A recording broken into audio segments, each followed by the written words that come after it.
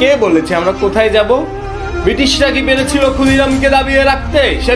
সে বিপ্লবী, সে মৃত্যুকে হাসি মুখে আলিঙ্গন করেছে। আমাদের মিছিল নিকট অতীত থেকে অনন্তকালের দিকে। আমরা দীর্ঘ 1 যুগের বেশি নির্যাতন নিপীড়ন সহ্য করে শত সংঘাতের মধ্যে দ্বিতীয় স্বাধীনতা পেয়েছি। কে প্রশ্ন করে আমরা কোথায় যাব?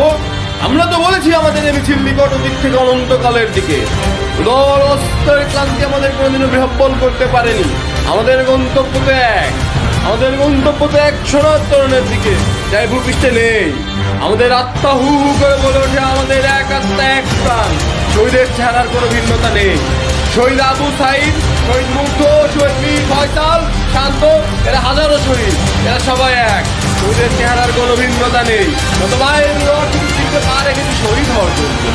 আমরা আজন্ম এই মিছিলে আছি, এর আদি বা অন্ত নেই।